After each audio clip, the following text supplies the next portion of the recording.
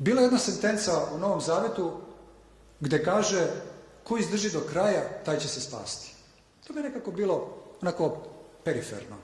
Jer više sam volao tamo one asketske stvari gde su govorile o preobraženju na Tavoru, o nekim nadprirodnim stvarima.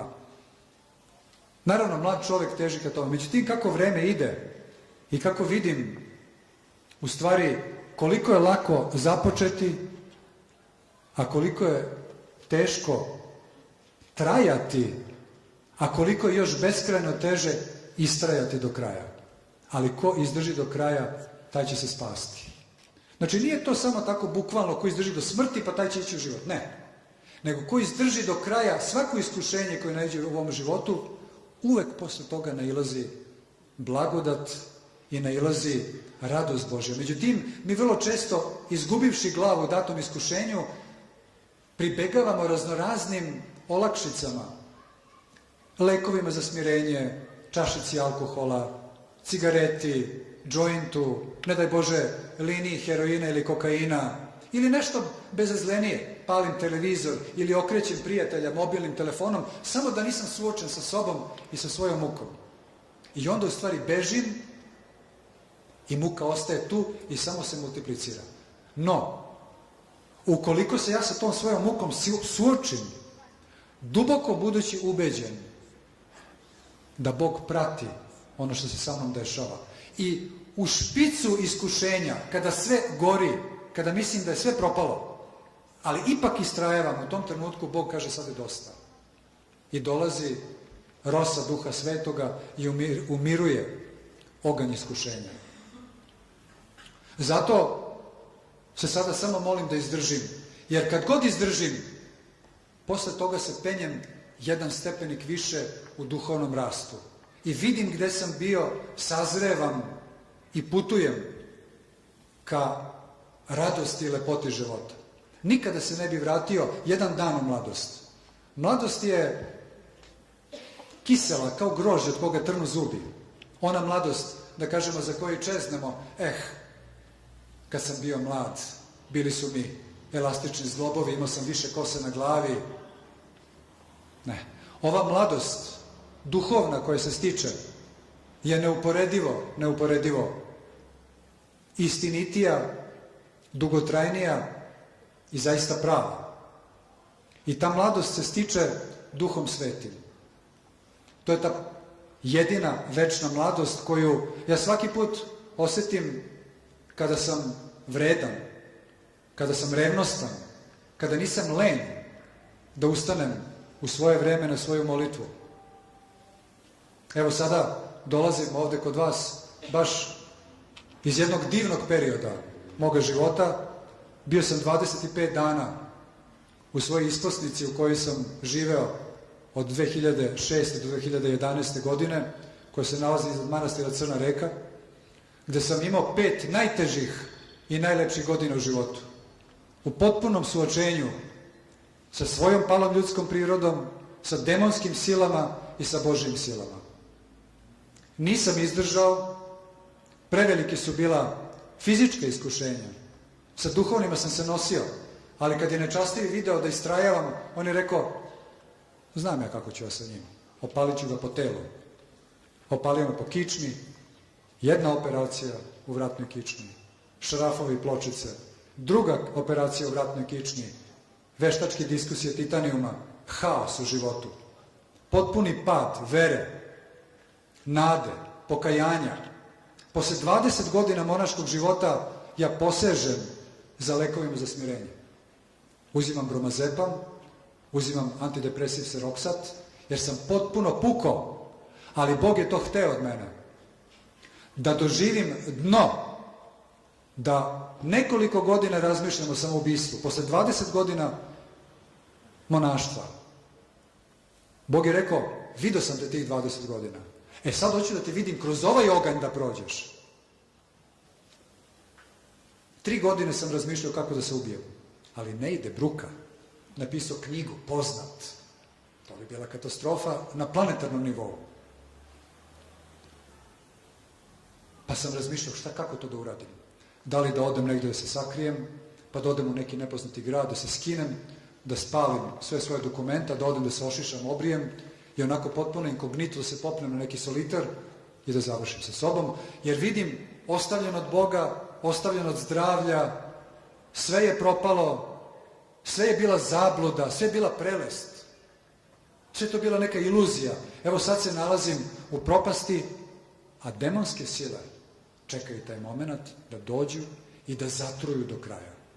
No ipak duboko sam znao da moram da ostanem u molitvi. Međutim, kad sam pristupao molitvi u tim teškim momentima, strahovi su bivali petostruko teži. Znači ne strah od mraka ili strah da će neko doći da me ubije. To su smešne stvari. Nego strah kao entitet, strah kao osjećanje, što je najgore, strah bez osnova, strah koji razara, užasna depresija i besmisao životni. Međutim, ja sam znao da moram da istrajem u molitvi. I kada bih prilazio da čitam psaltir ili evanđelje ili da okrećem brojanicu sa Isusovom molitvom, strahovi su se upetostručavali. Jer je demon govorio, ostavi se molitve, jer vidiš da si zbog toga i puko. Uništit ću te konačno ćeš poludeti. Batali se crkve, batali se molitve, skini se, vrati se u svet, nađi neku ženu i vidjet ćeš, bit će ti, sve će proći. Ali ipak sam imao toliko iskustva da vidim da kada mi on govori da mu užasno smrdi iz usta i taj zadah mi je u stvari dao do znanja da je to on koji govori, a da to nije realno. I polako, vremenom, uz molitve moje sabraće, ja sam se izvukao iz toga. I izgleda je Bog baš zato hteo da danas, kada mi neko dođe u Ostrog ili bilo gde, i kad kaže, oče, pukao sam potpuno, na ovom sam leku, na onom sam leku, šaku lekova pijem. Psihijatri mi pričaju ovo, a meni od te hemije nije bolje u srcu. Ili, oče, pokušao sam ne znam koliko puta se skinem s heroina, nemam snage. Ili, na kocki sam, ne znam što da radim, upropastio sam porodicu. Pogotovo kad su duševne i psihičke smetnje, ja sada znam koji je put. I Bog je u stvari hteo, valjda, da me propusti kroz taj pakao, bilo je vrlo riskantno. Da vidim u stvari da je Duh Sveti taj koji je i večna mladost, i večno zdravlje, i večna radost, i večni mir, i sve. Ne kad odemo, nego sad još uvek ovde. A kada ovaj drugi termin iz ovog našeg naslova, iskušenja savremenog doba, to bi značilo, kao da mi smatramo da smo mi u ovom nekom našem dobu nešto mnogo drugačiji od prethodnih doba. Svako doba je zapravo za onoga koji žive u to vreme savremeno doba. Ono vreme pre 100 godina, pre 500 i 1000 ili pre 5000 godina, u tom trenutku datom, ništa nije bilo savremenije od ovoga, u tom nekom osjećaju u čoveku da pripada nekom savremenom dobu. I to je svojevrsna sujeta, svojevrsna gordost. Kad čitaš, ne znam, Freuda, kad čitaš Ničea, oni su bili tako gordi jer pripadaju savremenom kraju 19. veka koji je bio prepun te industrijske revolucije, tih nada, tih ideja kako će biti raj na zemlji. A videli smo dve najstrašnije klanice i najstrašniji pakao iz tog lažnog optimizma.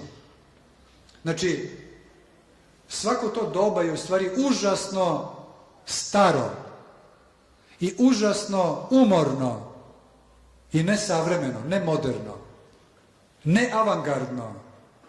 Prava avangarda, prava savremenost, prava modernost, ali prava avangarda je u stvari ono dubinsko, ona srž pravoslavnog hrišćanstva. Samo je onaj hrišćanin koji je na braniku, koji je u duhovnoj borbi, koji je na duhovnom položaju borbenom, je u stvari prava avangarda. Svi ostali su užasno staromodni, užasno dosadni, iako imaju 1000 nekih svojih svetovnih varijanti. Pa prema tome, svako doba je savremeno doba za onoga koji živi u to vreme i svako doba nosi svoja iskušenja, ali su ona generalno, kad ih proseješ, na kraju se sve svodi na pitanje, na dilemu, na upitanost. Carstvo zemaljsko ili carstvo nebesko. Nema druge. Ima 1000 raznoraznih varijanti, oblandi, religijskih, filozofskih sistema, umetničkih pravaca, ali sve se u stvari svodi u ljudskom rodu na to da li neko po Svetom Maksimu ispovedniku usmerava sile svoje duše ka uzroku svega stvorenog, ka prvom pokretaču, kao što je govorio Aristotel, ili je usmerio svoje duševne sile ka čulnom svetu propadljivih stvari. I tu, budući beskrajno zatočen u taj krug početka i završetka, rađanja i umiranja, u uživanju i u patnji. Tako da, demonske sile koje su neprestano prisutne kao virus, znači virusi su neprestano prisutni sad, u ovom trenutku, oko nas, u nama, ali ne razboljevamo se svi. Nemamo svi grip, nemamo svi hepatitis, nemamo svi sidu, nego smo, hvala Bogu, uglavnom zdravi. Međutim, kada iz raznoraznih razloga naš imunni sistem oslabi, virusi koji su tu neprestano napadaju, mi pomislimo, odakle se ovaj pojavio? Ma on je tu stalno. Nego je tvoj imunni sistem iz tvog neopreza oslabio i ti se razboleo. Tako, demonske sile, koje čak i mnogi ljudi, čak i u crkvi, čak veliki intelektualci, čak akademici, koji sebe promovišu kao pravoslavni mislioci, oni zapravo negde konačno, kad se dođe do te tačke, ima li zaista demona ili nema, oni tu u stvari pucaju. I oni to negde izbegavaju. Da, demonske sile su i tekako prisutne, jer Bog sve što je stvorio je jako dobro. Čovek je dobro biće. Otkud je postao tako zao? Otkud je toliko zla, toliko mržnje u svetu? Zato što demonska sila koja je izgubila Božju blagodat je postala beskrajno pakosna na čoveka koji ima tu mogućnost da se vrati u rajsko stanje. I ne samo da se vrati u rajsko stanje, u to neko prapočetno stanje koji je nekakav platonizam ili nekakav originizam. Ne. Mi idemo još dalje od prvog čoveka koji je bio u raju. Mi idemo u eschaton, mi idemo u oboženje, mi idemo u Carstvo nebesko, što je beskrajno veće. Nama je to dato. Mučeni Niče i kao mnogi drugi govori o tom nekom nadčoveku. Svaki čovek osjeća da je neostvaren. Osjeća da tek ima nešto, ali svi to rade u pogrešnom smeru.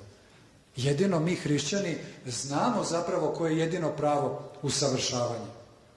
I u tom smislu, demonske sile, kada naš duhovni imunni sistem oslabi, ili da kažemo naše psihičko stanje, kada je uzdrmano takozvanim stresom u današnje vreme, pojavljuje se pukotina u auri duhovnog imunog sistema oko nas, demonske sile prolaze, napadaju nas, dovode do uznemirenja, do anksioznosti, do strahova, do depresije, do bipolarnih sindroma, do raznoraznih šizofrenih šifri i ne znam šta sve je psihijatrijska nomenklatura izmislila i dijagnostika,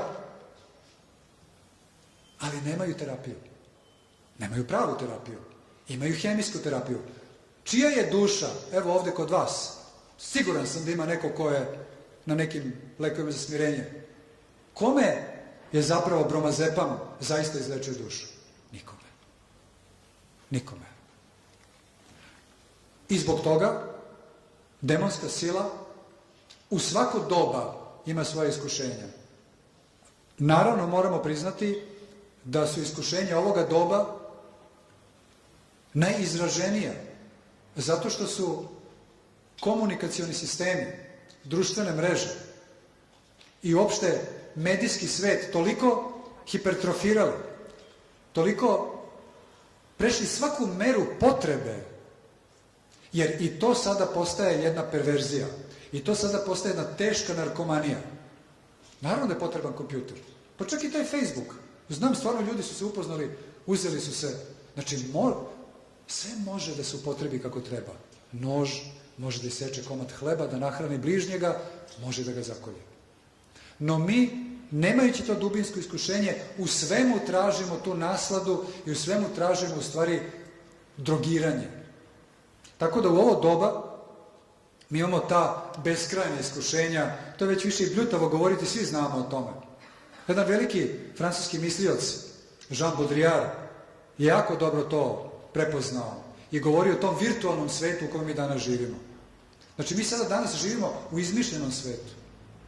Jedan klinac danas će na Facebooku da ima ne znam koliko prijatelja i kad majka dođe i kaže, bre, hajde bre, izađi malo napolje, ne znam, klikira s nekim, potuci se barem s nekim. Ali ima neki kontakt sa živim momkom, sa živim dečakom, sa živom devojčicom. On kaže, mrzi me, bolje mi je ovde. I kakvi su to prijatelji? Kakvi su to gluposti? I to se zove društvene mreže. Znate vi šta je to mreža? Mreže su nekada bile u vreme staroga Rima, postojali su gladijatori. Kao što imamo danas moderne gladijatori, jedan od njih je recimo Đoković, pa mi urlamo tamo od radosti što je on tamo nešto dobio. Ali to su moderni gladijatori, kad on, ne znam, kad su mu krvave stopala posle toga, ali tada u ta divlja vremena su stvarno bile borbe na život i smrt. Bili su raznorazne, s kopljima, s mačevima, bilo je i sa mrežama. Ima trozubac, ima mrežu. I bili su veoma izvežbani ti koji su sa mrežama radili da ti nabaci mrežu i da te zatim probode trozubcem. A imamo i one mreže koje ribolovci rasprostiru. Pa onako riba prolazi, a ta mreža je od onako sintetike, od najlona, providne, ne vidi se. I riba uđe u to, pa čak jedno vremena ne primeće da je uhvaćena. Tu još malo vrluda, pojede nešto što je tu bilo u toj mreži, fino je, ali samo dotle dok taj ribolovac tu mrežu ne izvuče napolje. Tako da su te društvene mreže zapravo jedne vrlo opasne mreže, koje nas u stvari uvlače u jedan svet iz koga teško možemo da se izvučemo. Zamislite vi u savremenoj, jednoj od najnovijih knjiga i psihijatrije koju sam dobio iz Beogradskog univerziteta, znači sada imamo lečenje od interneta, najozbiljnije. Znate, to su stvari koje su toliko ozbiljne da mi prosto ne znamo šta je sledeće, šta je za godinu, 2, 3 dana, kakvi će izumi biti, gde će nas još više i više uvlačiti taj virtuelni, nestvarni svet u kome nam je tako dobro, u kome nas niko ne dira, svi prijatelji su dobri, ja sam stavio svoje najlepše slike, oni su oduševljeni sa mnom, ja sam oduševljen sa njima, nema mojih loših osobina, nema njihovih loših osobina, živimo u nekom fantastičnom svetu, a ako se u jednom trenutku nestane struje i suočimo se sa sobom, to je već pakao. Jer nismo naučili šta da radimo sa sobom. Nismo naučili kako da komuniciramo sa sobom. Bežimo beskrajno od sebe. Znači, u ova vremena ta iskušenja su toliko hipertrofirala da prosto čovek ne mora uopšte da potpada pod onu teoriju zavere, u neku paranoju, da kaže gotovo je, ne znam, apokalipsa, tu antihriste već tu. Ali stvarno čovjek kad pomisli dokle još ovoliko dugo može. Evo, nedavno sam bio u Australiji. Australija ima 20 miliona stanovnika. Prošle godine je izdato 18 miliona recepata za antidepresive. To sam pominjao u nekim predavanjima, ko prati ovo moje na internetu, sad će se malo ponavljati, ali se vrlo uklapa ovu priču.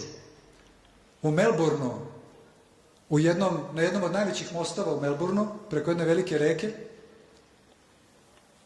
kad sam prolazio, išli smo negde valjda na neko predavanje u jednu grčku crkvu, sa jedne i druge strane mosta, u sred grada, se nalazi žičana ograda 4 metra visoka s jedne i s druge strane. Zašto? Ja pitam, što je ovo? Pa kaže, tu, kaže, skaču, kaže, dole samoubici, kaže, to je, kaže, kao na bazenu. Sa tramboline skaču dole.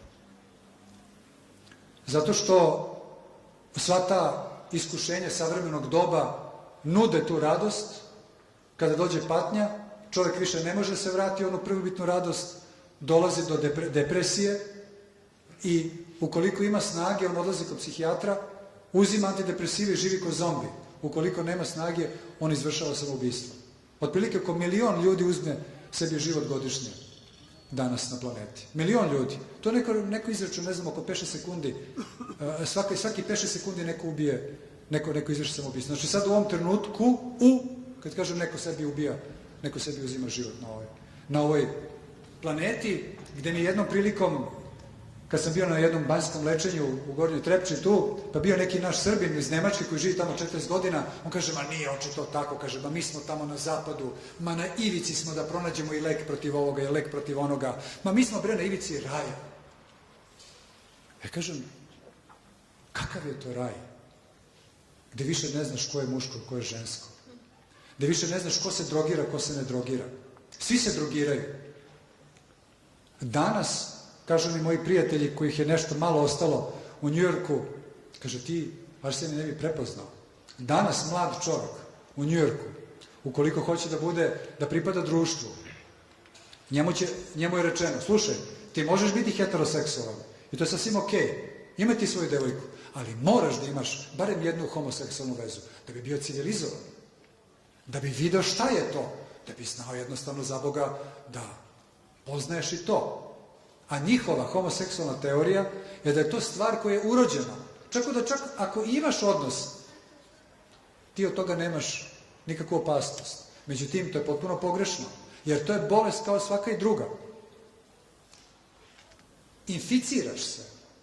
Pa koliko je meni puta u životu palo na pamet kad sam vidio nekog lepuškastog mladića, a kako li je to? Ali sam naravno odbacivao tu misao od sebe. Znači, ovoliko treba samo da ti prođe jedna gej parada, da vidiš na televiziji kako se ljube, da se inficira društvo. Znači, to je potpuna laž da je to urođeno.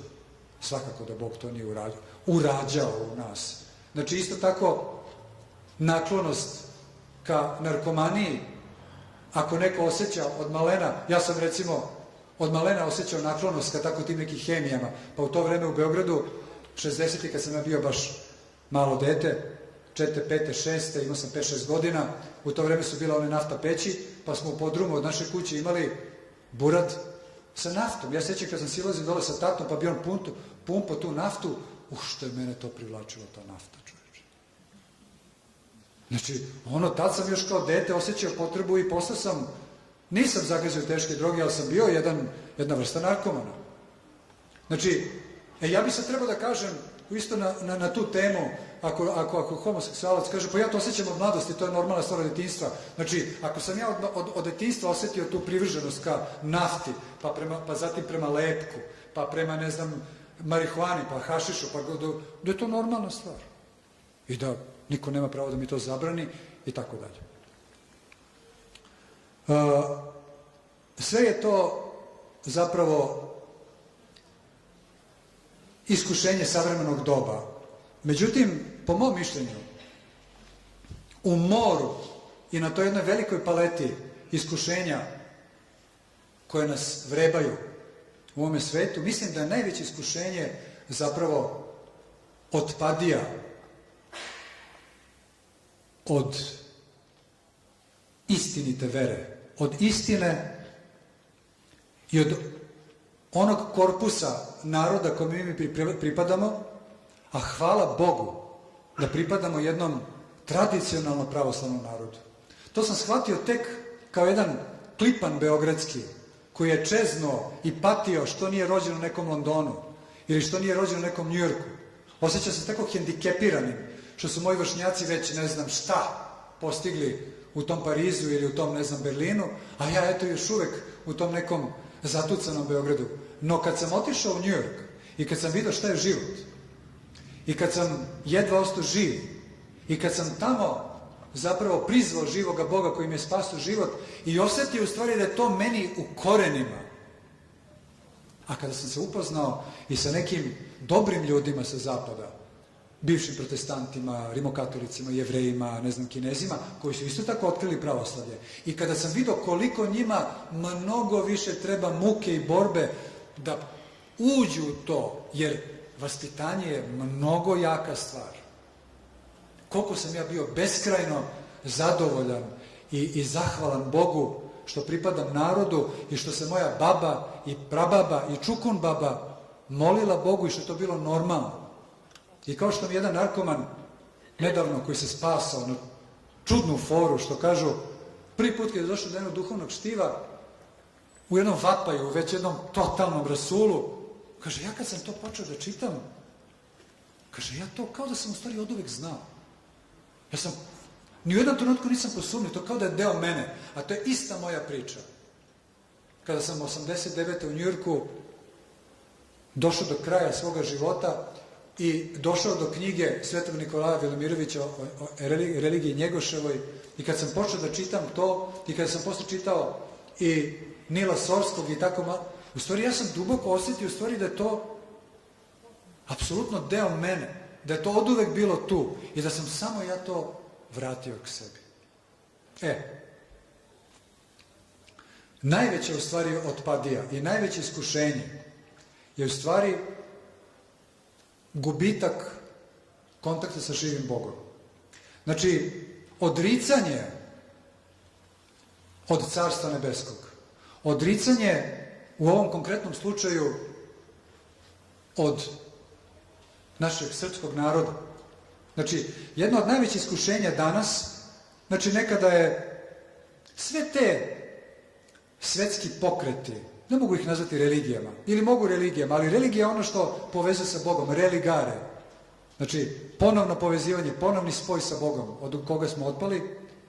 Sve su to u stvari jedan zajednički konglomerat ljudskih misli koje su u suštini bile samo jedne geopolitičke organizacije. Samo nešto što je želelo u stvari prevlast na planeti. Znači, počeši od Rimske imperije, pa preko Turske imperije, pa zatim od Turaka i Islama, zatim prelazimo na komunizam, pa zatim na raznorazne izme druge, pa sad imamo evropeizam. Znači, sve je to u stvari jedno te isto. Sve je to jedno te isto. I kao što su se Pilat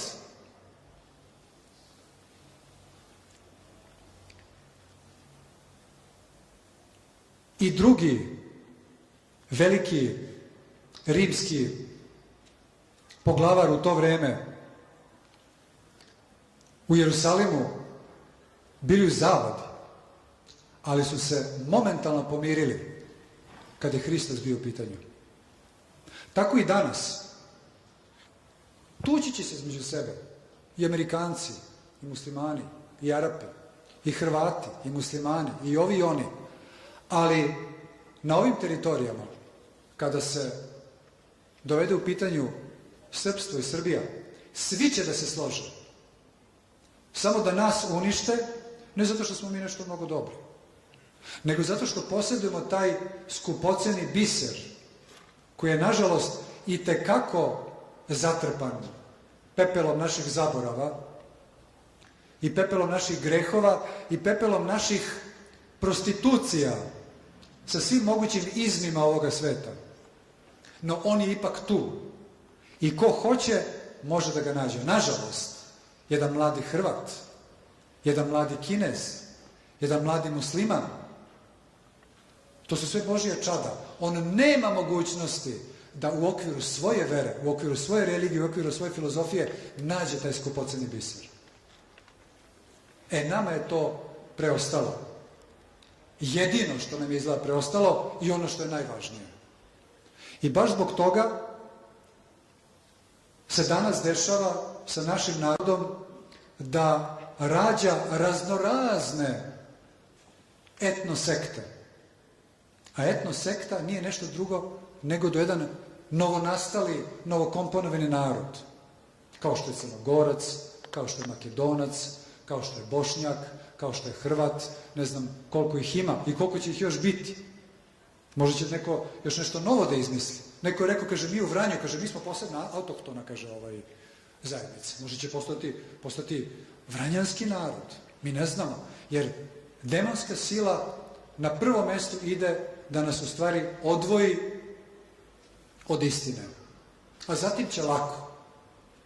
Znači, kao što je oduvek bilo, znači, od Rimske imperije pa do danas, Rimljani, Turci, komunisti, evo sada Evropa i Amerika, oni ti uvek nude i kažu, ma pusti to tamo, samo dođi sa nama, zaboravi na ono, zgazi, imat ćeš sve povlastice ovoga sveta. Od Rimljana do današnjeg dana. Šta su Turci radili? Mogu se da imaš sve u tursko doba, ako se poturčiš, sve socijalne povlastice, sve što treba. Ako ne, u najboljem slučaju ćeš biti na margini društva i da crkavaš, da nemaš čak ni odžak, jer su odžaklije bile one koji su mogli da imaju odžak. Ovi su imali ognjište pa su im štipalo oči dim i živjeli su ko stoka. Do današnjeg dana, kada naši nesretni vođe nam govore Evropa nema alternativu. Šta to znači? Evropa ili smrt? A imali smo pre neki dan priliku da čujemo na radiju, ja sam barem slušao, sišao sam s planine dole do sela Ribarić da kupim malo voća i povrća i upalim vesti, kaže, pre neki dan premijer Vučić je dao izjavu u novinama da je vrlo razočaran i rastužen zato što ambasade Amerike, Francuske, Italije, Engleske i Nemačke nisu spustile zastave na pola koplja kada je bio državni dan žalosti. Mislite vi kakva je to poruka? A on je za Boga razočaran. Ma to je međunarodni skandal, to je objava rata. Pa zamislite vi kako je to zajednice, kako je to društvo koje nemaju poštovanja prema mrtvima. Jer danas, kad se kaže jeste, stvarno stradali su, ali Srbi su trebali da stradaju, jer je to zlikovački narod. Dobro, ajde da kažemo da je tako. Ali valjda je jedno stvorenje u tom srpskom narodu postradalo nevino. Pa ajde zbog tog jednog ili te jedne da spustimo to koplje, odnosno tu zastavu na pola koplja, na kraju krajeva to je diplomatski protokol. Ne. Znači, oni su u najtežim danima, kad slavimo naše, znači, dali do znanja i dali nam poruku da ne mare ni za naše mrtve, a kamoli tek koliko mare za naše žive. I bez obzira mi i dalje besomučno, već više ne znam šta da kažem, nastojimo da uđemo u to društvo. Pa kako će tamo nama biti? I tako, to je politika, ali kao što smo nedavno razgovarali, znate, politika je grčka reč i ona potiče od korena polis, a polis znači grad. Odnosno u to vreme je svaki grad bio država, kao Sparta, kao Atina i tako dalje. Onda ako se zapitamo ko živi u gradu, ne žive jazavci, žive ljudi. Znači, politika je itekako važna stvar. I crkva itekako treba da se bavi politikom. Ta priča crkva ne treba da se bavi politikom, to su gluposti. Svakako da crkva ne treba sad ima svoju partiju, ali ona mora vrlo da skenira i da vodi računa šta koja partija govori i kako se vodi narod. Jer se ne vode jazavci, vode se ljudi. A crkva je ta koja najviše treba da vodi računa o ljudima. Znači, politika je ta u stvari koja mora da vodi računa o ljudima. No, nažalost, mi to danas vidimo da imamo vođe koji su sve samo ne patrioti. Jer su, nažalost, poklekli, možda ne čak ni svesno, ajde da ih opravdamo. Možda zaista duboko verujete neki progres današnjice. Ali to je smešno. Mislim, takva naivnost se graniči sa glupošću. Ili sa beskrajnom perfidnošću. Recimo, opet na tom radiju, kakav sam ja monah, slušam nedavno gospodin, mislim, Vladimir Vukčević, je li tako? On je predsjednik suda za ratne zločine. Bio je u emisiji Talasanje na radiju Beogradu 1, koja je ovako politički angažovana emisija, i njega, on, znači, mrtav ladan govori. Inače, znači, on je predsjednik suda za ratne zločine ne u Hrvatskom saboru, ne u Kosovskom parlamentu, nego u srpskoj vladi, gde on prvo o tome govori kako on veliki stručnjak, kako on je jedan veliki profesionalac, kako on ima uvida u sve događaje od 90-ih na ovamo i da on nama apsolutno tvrdi. Znači, i mi s tim ne treba da imamo nikakav problem, da je u Srebrenici počinjen genocid. I mi ne treba s tim da imamo nikakav problem. Zapravo, za Boga, to je učinjen problem i gotovo, idemo dalje. Međutim, u tom trenutku, posle toga njegove izjave, čoveka koji treba da brani, jel da, naš narod, koga je izabrala naš narod, naša vlada, a ona ga pita, dobro, a šta mislite onda šta je bila Oluja? A on kaže, pa znate kako, ja tu nemam podatke, mislim, tu se uzdržavam od komentara. Mislite vi, znači, na 3,5 minuta pre toga on kaže da je veliki profesionalac, da ima uvide u sve zločine, on nema uvida, pa čak i da nema uvida. On se uzdržava i neće da kaže da je to, ne znam šta, da to, znači jednostavno neće da kaže da je genocid, a nego šta je? Znači, o čemu se radi? Poklekli smo. Pričamo o kolaboraciji, Draža Mihajlović bio kolaboracija, petokolonaš. Pa gde ćeš veću kolaboraciju danas? To su ljudi koji su dobili velike honorare za to. Neće on tako lako to da kaže, ipak ima on to savest, ali ta savest je spržena honorarima. I skoro je bio reizbor i bilo je pitanje, mnogi su se bunili u odnosu na njegovu delatnost, jer ništa nije uradio. On brani Carlo Del Ponte. Kako ono za Boga, oni su imali podatke o žutoj kući i našli su, on priča neke gluposti čovek. Pa jeste nađeno u toj kući neke flašice medicinske. Bre čoveče, tu su bre klani ljudi. Ali nije Carlo Del Ponte, on je tražio nešto drugo. Znači, ne možeš da veruješ. Pa to je jedno dete, kad bi slušalo, ono bi rekao, tata, pa je li ovaj čovjek na, ovaj čika na našoj strani ili o čemu se radi? I on, budući da je bio iskritikovan, bilo je pitanje da će biti reizbor i vlada ga ponovno bira na mesto koje je toliko bitno. Znači, vidimo u stvari da je to u stvari najveće iskušenje. Mnogo manje iskušenje da će klinac da zapali joint marihuane.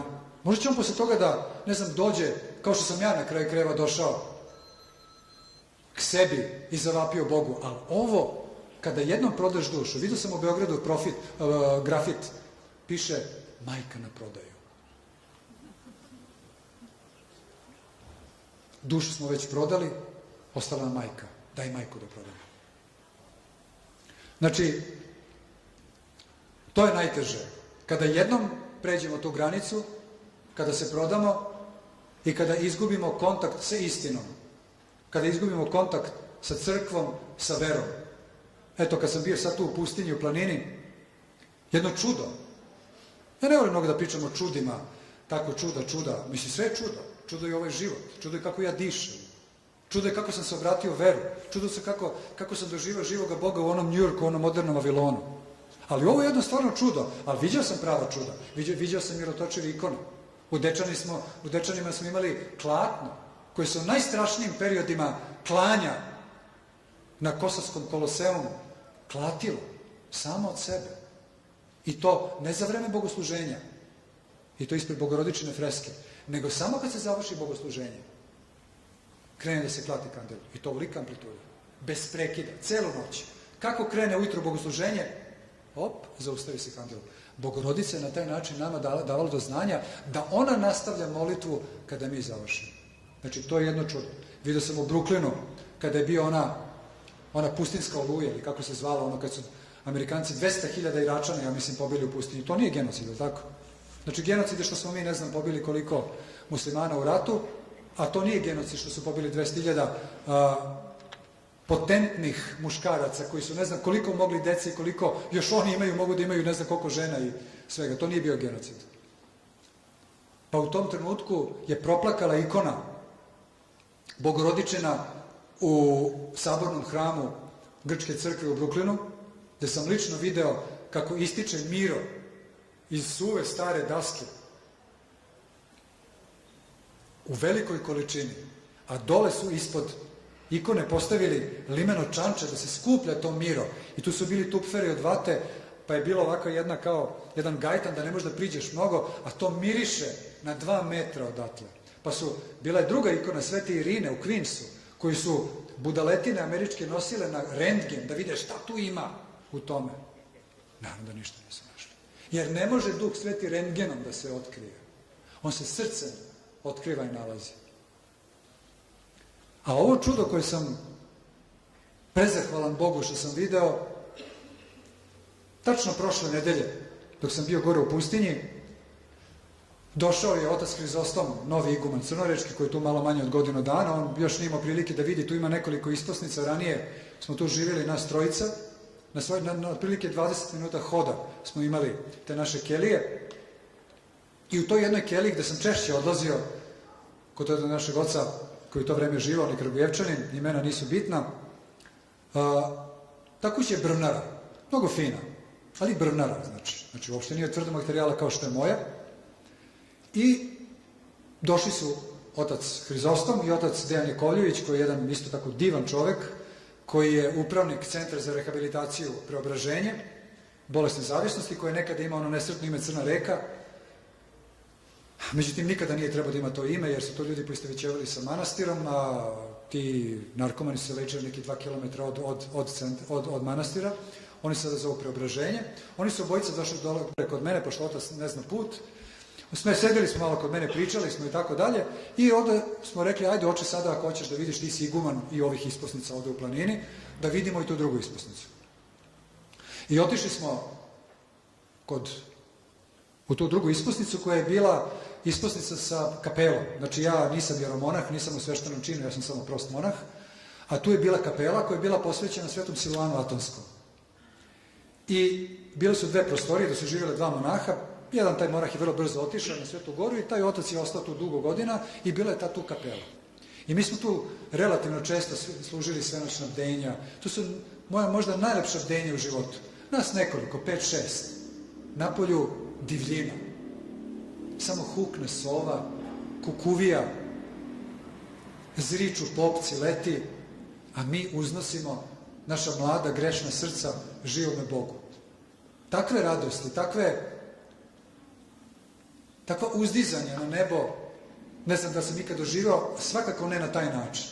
I pamtim tu kapelu divno, tu jednu malu crkvicu u okviru te brvnare i došli smo tamo, naravno tamo više nema nikoga 5 godina, sve onako zaraslo, spolja se još uvek drži koliko toliko, neka ograda se malo naherila. Otac je ponao ključeve, jedva smo nekako otvorili, ona brava je zarađala. Kad smo ušli unutra, totalni haos, ali totalni haos, jer u tom kraju ima jako puno puhova. To su male životinjice, vrlo velike štetočine, koje su jako simpatične. Nešto između pacova i veverice, ali su mnogo simpatičnije, ali su užasno štetne i ima ih jako puno. I oni su prošli kroz tu brvnaru i tu su haos napravili. Tu je bio sloj mišjaka, ostatka žira, lešnika, izgrizli su sve na sve strane. Osjeća se njihov životinjski urin, katastrofa, nisam verovao da tako može da bude. Gledamo ono, mene neka tuga uhvatila, znam, tu sam živao s tim bratom, često su govorili o molitvi, o smislu života, o carstvu nebeskom, neki put plakali zajedno nad svojim životom, nad nekim mukama demonskim i tako dalje. I onda kažem, ajde da vidimo, ajde da uđemo u kapelu. Izađe smo iz tog dela, otvorili smo vrata i uđe smo u kapelu. Kao u neki potpuno drugu dimenziju. Znači, nema jedne jedine trunke, nigde ničega. Unutra neki mir, ali pazite, sad ja to nešto ne prejudiciram, mislim sad kao mir, ali stvarno čovjek to osjeća. Miriše na tamnja. Pazite, jedna brvnara tamo negde u nekoj planinčini, koliko je to puta još bilo i mrazeva i vlage, 5 godina se ne služi.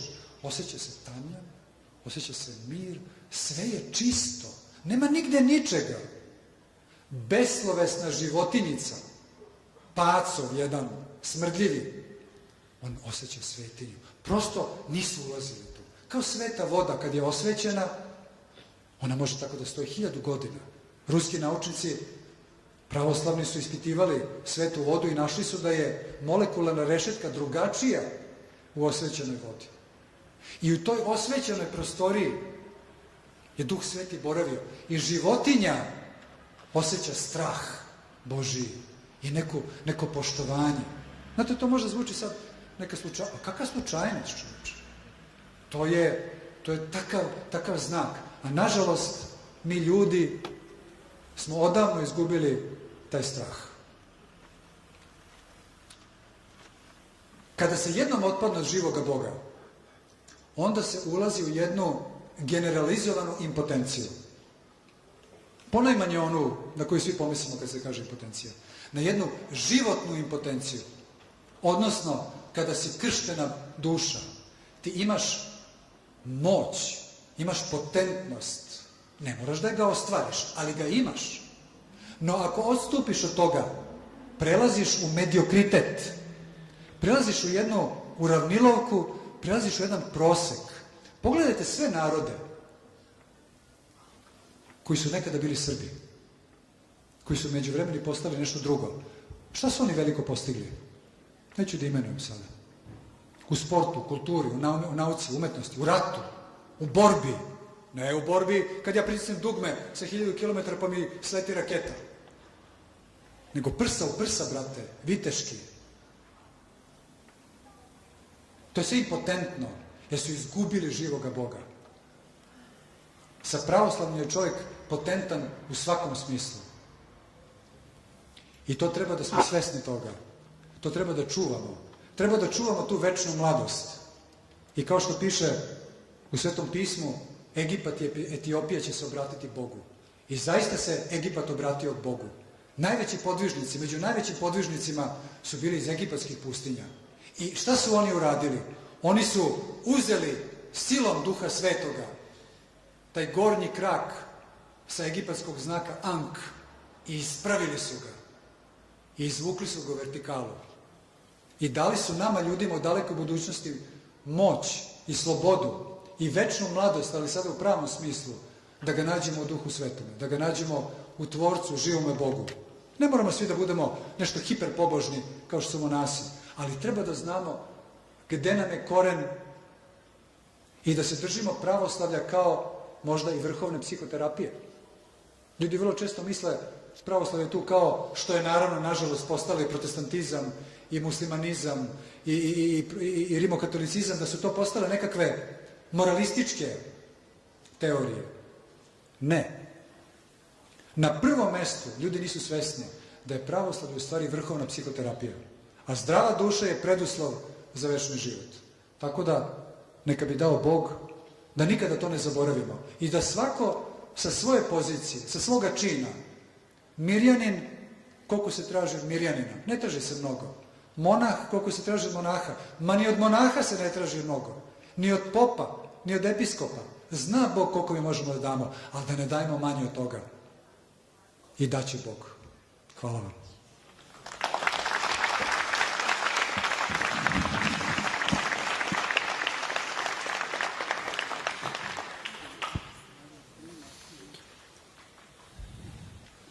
Od svakog predavanja treba prvo malo uzdahnuti, pa onda nastaviti razgovor. Dakle, pre svega veliko hvala ocu Arseniju što je letnjim duhovnim večerima vratio ovaj suštinski duhovni karakter i ove suštinske duhovne teme. Mi se ovde naravno uvek bavimo ozbiljnim društvenim temama, ali razne druge ozbiljne društvene teme mogu čak i ponekad da nam oteraju u zaborav ovih suštinskih tema, koje zaista jesu ono što određuje smisao života i put kojim ćemo ići kroz život. Zato nam je izuzetna čast i zadovoljstvo što je večeras sa nama, a naravno da ćemo sada pročitati nešto od vaših pitanja. Stiglo je dosta pitanja, ne možemo možda sva pročitati, ali naravno otac Arsenij je tu i sa nama nakon predavanja, pa svako koga smo eventualno propustili može da iskoristi priliku da pita. Pre toga ja bih samo iskoristio priliku da vama dam nekoliko važnih informacija. Pre svega želeo bih da se zahvalim njegovom preosveštenstvu, episkopu Žičkom, gospodinu Justinu, na blagoslovu za održavanje ove naše večeri. To nam je bilo od izuzetnog značaja. Zatim da vas obavestim da sledeće, treće večer letnjih duhovnih večeri, koje će se održati, ako Bog da, naredne nedelje, 16. augusta na istom mestu u isto vreme, donosi jednu poslasticu za ove jubilarne 10. letnje duhovne večeri, a to je večer sa našim poznatim dramskim umetnikom Petrom Božovićem, koji će govoriti stihove vladike Nikolaja, Njegoša, Matije Bećkovića pod nazivom Ćeraćemo se još. I naravno da vas uputim na stara i nova izdanja izdavačke kuće Catena Mundi koja vas čekaju na izlazu u slučaju da želite da upotpunite vašu kolekciju naših izdanja. A sada, evo nekoliko, ja bih rekao ovako, najinteresantnijih pitanja i pitanja koje su najviše u skladu sa temom i temama koje su pokrenute u okviru večerašnjeg predavanja. Jedno onako neobično pitanje, ali verujem da će biti interesantno od Arseniju, a to je da li Bog pomaže više nego lek? Mada mislim da je celo predavanje bilo odgovor na ovo pitanje. Znate kako, nećemo da budemo bogumili, pa da je materijalno satansko, a duhovno Božije. Ne, tu je sinergija, znači saradnja. Bog, znate ima ona šala, neki čovjek hteo da dobije pare na lozu, pa stalno molja kao Boga. Bog mu na kraju kaže, pa kupi tiket, čoveče. Znači, napravi korak. Tako i mi. Znači, postoje dva nivoa. Postoji nivo koji je, naravno, najviši nivo, i to je nivo velike vere. Čovjek koji ima veliku veru, a kao što reče danas brat Boško, nije samo dovoljno vera, nego i poverenje. A to je u stvari iskustvo. Znači, u iskustvu kroz život mi vidimo u stvari da Bog apsolutno aktivno pomaže. Kad imamo to poverenje, nama se onda vera pojačava i mi onda, ukoliko radimo na tome, mi dolazimo do te mere, do jednom trenutku odlučimo, to uglavnom monasi tako, na taj način funkcionišu, da kažu ne, neću da uzem lek, makar se razvio karcinom, makar se razvio dijabetes, makar ne znam šta. Znači, ja idem do kraja, jer na kraju krajeva toliko sam ubeđen da smrti nema. Okusio sam nebo. Hoću da prinesem još tu jednu zadnju žrtvu. Jer uvijek se prinosila žrtva Bogu. A gde ćeš veću žrtvu nego samoga sebe? A postoji drugi nivo vere koji ništa nije, ne znam, za osudu. To smo uglavnom mi ostali ljudi koji pribegavamo lekovima i lekarima. No, to uvijek moramo da znamo da i lek i lekar su nadahnuti Bogom. Znači, svaki iskreni naučnik, svaki iskreni pesnik, svaki iskreni bilo kakav stvaraoc će reći u jednom trenutku mi je nešto to u stvari reklo, to i to i to i tako uradi. To zapravo nisam ja, a to u stvari zna se ko. Duh Sveti nas uči šta i kako da radimo. Pogotovo stvaraoci vrlo dobro znaju onaj moment kada su u nadahnuću. Jedan pesnik, jedan slikar, jedan muzičar, on zna kad je u nadahnuću i volao bi da stane u tom nadahnuću, ali ne može. Ono dolazi kad ono hoće. Znači, tu moramo da smo svesni da po svom smirenju duboko znamo, nije lekar Bog, niti će taj lek, nego da je to od Boga. Duh Sveti je prosvetio nekom tamo Flemingu, nekom ovom, nekom onom, i on je samo kao jedna konzola intelektualna u stvari proizvela taj lek. Tako da u tom kontekstu Bog pomaže kroz lek. Kako ste se izborili sa ličnim demonima, jer oni udaraju gde smo najslabiji? Da li je molitva i neodustajanje po cenu svega od Boga jedini pravi put? Pre svega, ja se od mojih demona nisam izborio. Još uvek vodim veliku borbu i siguran sam da ću voditi do kraja, jer bestrašće i oslobođenje je nešto što je rezervisano samo za velikane ljudskog roda, one koji su najzdraviji. A to su oni kojima viđemo po ikonama oreola oko glava. Ali mogu da kažem, i to otvoreno ispovedam, da sam uspeo da se izborim sa onim najgorim demonskim mukama i napadima koje sam imao u mladosti, koji većina nas nosi, a to je dubokim suočenjem, u stvari sa svojom nemoći, sa svojim padom, sa svojom prostitucijom, sa svim onim što mi ovaj svet nudio, a samo nisam vodio ljubav sa Bogom. I kada sam se vratio u veru, ja sam došao u to jedno predivno, veličanstveno osjećanje koje se zove pokajanje, ali koje je u početku imalo karakteristiku stida. Jer sam u stvari osetio, kada sam prvi put u životu tako bedno i na kraju, ajde, sve sam probao, ajde da se pomolim Bogu. I kada me je tako zapljusnula ljubav Božija i kada me je tako zapljusnuo život i radost, ja sam osetio beskrajan stid gde sam se sve kurvao, i sa svim i sa svačim u životu, i jedva ostao živ. A Duh Sveti, a Hristos je me kao nežna majka čekao svih 29 godina. I nije me prekoreo ni jednom trenutku. 3 godine, 10 godina, 15 godina je trajala Božja blagodat. Posle ipak mora da se povuče. Posle mora borba. Sjećam se kao kad sam bio mladić, pa onako orljam celu noć, pa dođem tamo negde u 3-4 ujutru kući, majka spava, ali čuje ona. A ja dođem onako razbijen, pa otvorim rernu, a tamo batak me čeka. Pilenci ispečeni. Znači, tako je Gospod, ili kao neka kuća sa, 100 soba, gde u svakoj nekakav ringišpil, i u svakoj toj sobi sam bio, i u svakoj od tih soba sam postradao teško, i na kraju, kažem, ima tamo neka zadnja soba, a tražit će ljubav. Mislim, to je suština. Mislim, u svemu tražiš ljubav. I konačno, kažem, ajde i u tu zadnju sobu da pokucam i uđem unutra, a tamo me čeka ona. Tamo me čeka ona kao simbol, u stvari, moje ljubavi, moga života. Bez prekora, bez grdnje, čeka me u zagrljaju. Tako je Hristos. Kad se čovjek suoči sa time i kad čovjek se beskrajno suoči sa svojim padom i sa svojim đubretom, onda on ranjenog srca zavapi ka Bogu. Znači, ne može to mehanički da se radi. Neki put mora čak i mehanički, jer to je Božja blagodat koja čak i pokajanje Božji dar. Sa tog nivoa pokajanja dolazi Božja uteha.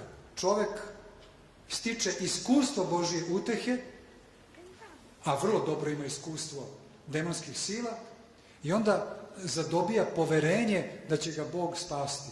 I onda, kroz najteže muke, kao što su bile te moje najteže muke, a krenule su od knjige Bog i rock'n'roll. Pre toga nije bilo tako strašno. Ali kada sam krenuo u to, u direktno opisivanje, objašnjavanje, iskreno govorenje o tome i objašnjavanje demonskih smicalica, onda je došao žestok udar. Ali sam ja znao da moram da opstanem u onome što je moje kao hrišćanina, a to je liturgija, to je moja lična privatna molitva, to je ispovest i pričešće. I istrajavao sam u tome, i vrlo često, pogotovo dok sam bio u pustinji. Sećam se, 5 godina sam tamo bio, sam sam cijat, dođe vreme za molitvu i počinje demonski pakleni oganj. Znači, te priče kao žitima, i to je strašno. Lupa, pa sad na tavanu nešto konji galopiraju, jeste to strašno. Ali to ume da bude čak i onako malo romantična priča. U pustinji kad demon napada, on napada frontalno na psihu. I unosi takvo osjećanje pakla, znači koje je i strah, i sumnja, i teskoba, i šizofrenija, i psihoza, i depresija, i sve. To je pakleni oganj. I samo govori, napusti, odlazi odavde. Napusti, odlazi odavde. Uništit ću te, poludećeš, urnisat ću te, ubit ću te. Pa ako ja neću da napustim, on kaže, ajde barem sada u ovom trenutku izađi ispred kući. A ja kažem, neću. Sad je vreme za molitvu. Izaći ću kad završim molitvu. I kada mi je najteže, kad već više ne vidim reči, kad ne čitam slova Svetoga pisma, kada trese užas, kada osjećam, sad za razliku od onog božanstvenog ognja besmrtnosti u duši, kada dođe onaj drugi pakleni oganj, tiranije, i kada mislim sve je propalo, nema ništa od mene, šta mi bi da idem u pustinju? Sve to bilo ludilo, iluzija, od mene nema ništa. I kažem, ali još minut, ali još 2 minuta, i onda ovako. Znači, dolazi moment kada sve prestaje u deliću sekunde, jer je Gospod očekivao da vidi kakva je moja borba. I onda nailazi takav potpuno suprotni val beskrajnog mira, beskrajnog osjećanja zaštite, ljubavi Božije. Da je to neverovatno, da u jednoj ljudskoj duši u okviru nekoliko desetih delova sekunde mogu takve promene da se dešavaju. I to je to duhovno bojno polje gde demoni napadaju s jedne strane, a gde Bog njih oduva ovako. Znači, nema te priče dualizam, ne znam, borba dobra i zla. Nema nikakvog borbe dobra i zla. Zlo tu nešto pokušava, ali dobro se ne bori sa zlom. Ono ga samo oduva u jednom trenutku, ali ga dopušta da nas iskušava. Znači, treba istrajati. Čak ako nemamo iskustvo, verujemo iskustvu crkve. I znajmo da jedina crkva ta, koja nas iskreno voli, koja iskreno brine o nama, možda ne svaki kaluđer, možda ne svaki pop, ali je crkva ta koja nosi to. I zato na taj način, sa velikom istrajnošću, u najtežim momentima, znajmo da kad se najmanje nadamo, dolazi pobeda, dolazi veliko iskustvo i posle svake takve muke, posle svakog tog ognja, mi u stvari postižemo jedan po jedan viši nivo i postajemo iskusni hrišćani koji onda dolazimo, znači, do onoga na što smo svi pozvani, a to da pomažemo sada drugima. Kada smo prošli kroz muke, znači svaki hrišćanin je u stvari pozvan da bude terapeut, bratu i sestri u Hristu, ali ne može odmah. Mora da prođe oganj, mora da pokaže da je istrajao, da mu Gospod podari snage i da onda u stvari budemo zaista u pravoj zajednici. Da li postoji neka opasnost po dušu i telo ako se Isusova molitva otpražnjava često ili treba imati duhovnika? Postoji opasnost, a to je da pomislimo da smo nešto. Da smo pročitali nekoliko knjiga o isihazmu, da smo tamo vidjeli, ne znam, tehnika disanja, drž ne daj, spuštena glava, oborena, ne znam, mala stoličica i tako dalje, i da odmah već počinjemo da mislimo kako smo mi uznapredovali duhovno, da posmatramo našu braću i sestre u parohiji i na liturgiji kako su oni za Boga, eto, oni to ne znaju, ja sam se uzdigao. Znači, u Isusovoj molitvi, kada neko kaže da je to nešto što vodi u ludilu, prelaz, to je strašna hula na Boga, koju ja ne smijem ni da pomislim. Nema opasnosti od Isusove molitve. Ima opasnosti kada se ne upražnjava Isusova molitva. Nije u prelesti onaj koji pražnjava Isusovu molitvu.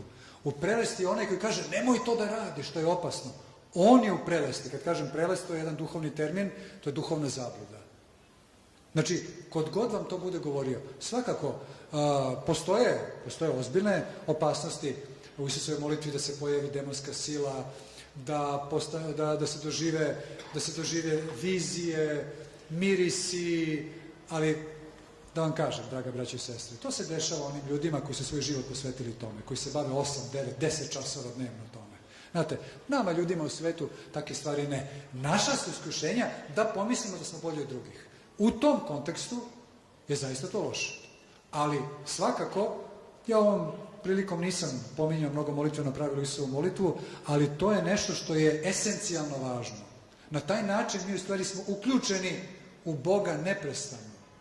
I Isusova molitva je nešto najuzvišenije. Znači, ona je na saboru, jednom od pomesnih sabora koje možda se može uzeti kao Vaseljenski sabor u 14. veku ili 15. ne se tačno kad je, u 14. veku je bio u svakom slučaju Sveti Grigorije Palama, koji je konačno dao do znanja da je isihazam, da je Isusova molitva srž i zenica pravoslavlja. I crkva je to zvanično prihvatila. I od tada njegovo učenje kao neverovatnog monaha koji je od petka do ponedeljka, odnosno od ponedeljka do petka, ništa nije ni jeo ni pio. Samo je boravio u keliji u dubokoj molitvenoj kontemplaciji. I ko zna u kojim je onim duhovnim sferama bio, onda bi izlazio samo subotu i nedelju, razgovarao sa bratijom, okrepio se i posle ponovo odlazio. To su bili duhovni atomski reaktori. I nije čudo kad kažu onaj bio 30 godina, 40 godina zatvoren u keliju, pa kad su htjeli da otvore vrat, ono sukne oganj odatle. Taj čovjek je rekao da je Isusova molitva kako za monahe, tako i za Mirjane.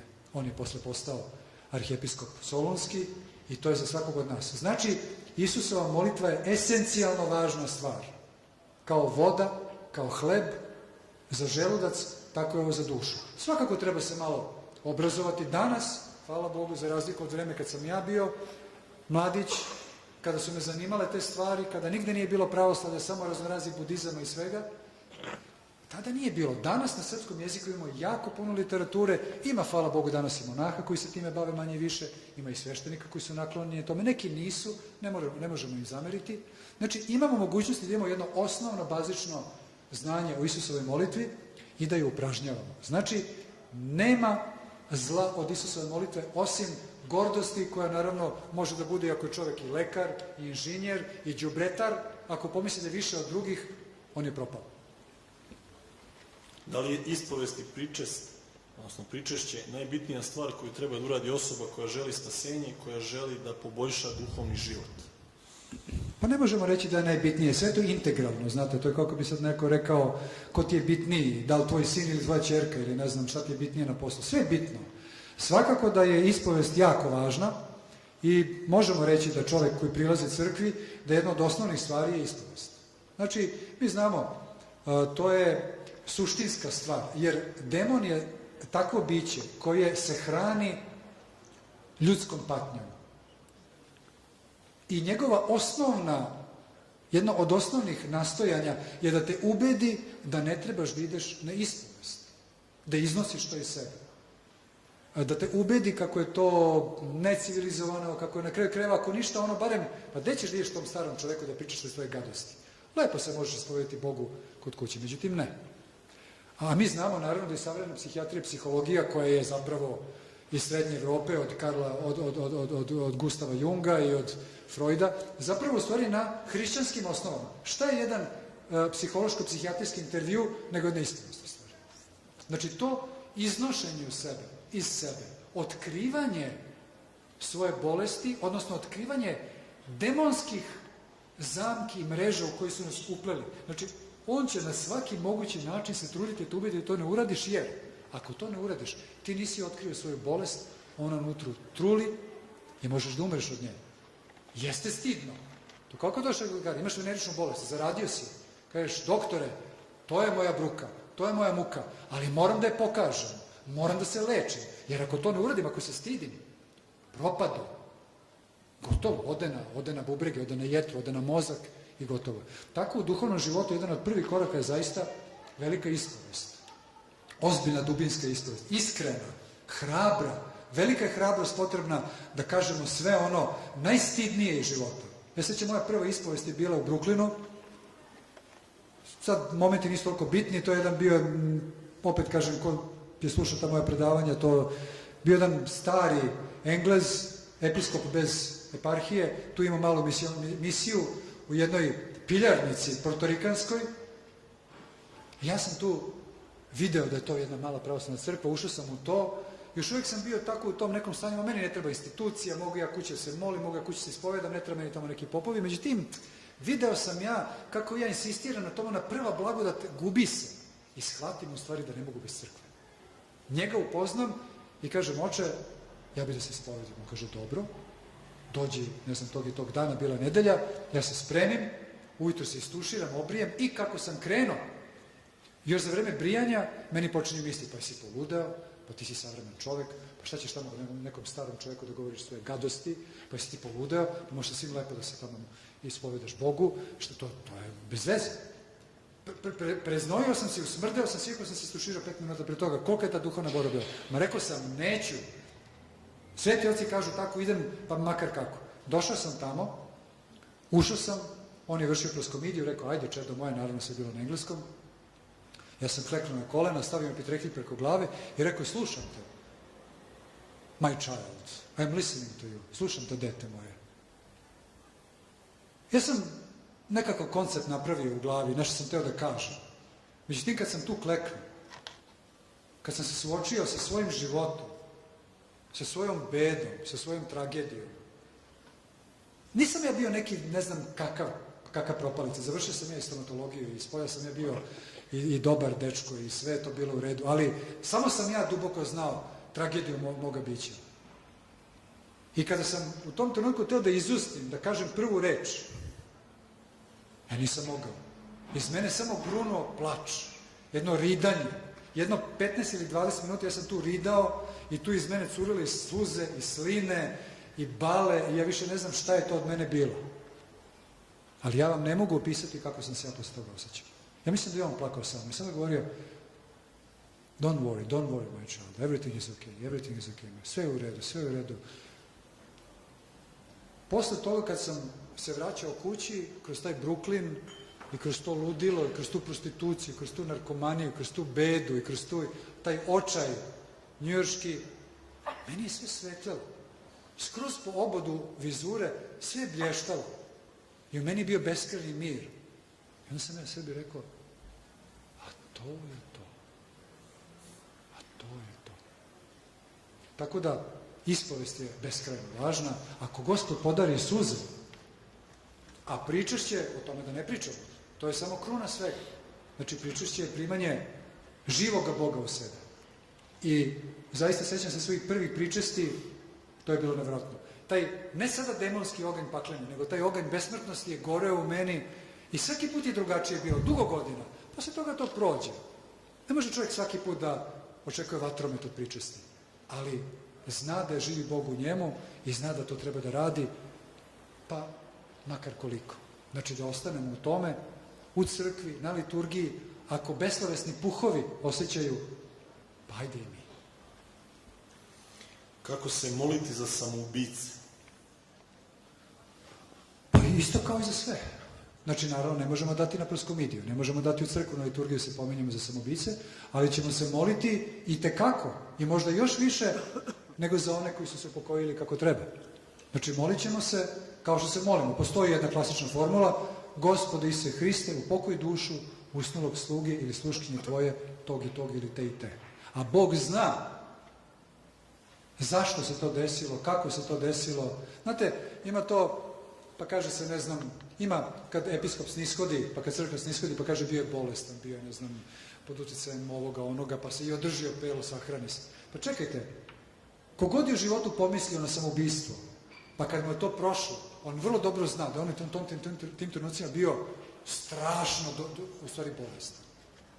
Znate, ja mislim da prosto nema čoveka u ovome svetu koji je potpuno svesno, mirno, s jednom ležernom odlukom odlučio da kaže ja ću se ubijem. To su u stvari najstrašniji momenti ljudske duše, gde u stvari demon to čini. Ja mislim da je svaka duša u stvari koja izvršava samoubistvo, ako ne, ono 99% u stvari zaslužuje da se crkva moli za njih, ali neću da ulazim u to. To je nešto što je eklesiologija, što je svakako, ali mi ćemo se svakako moliti za, i to mnogo više za samoubice nego za ljude koji su otišli na jedan pravi način.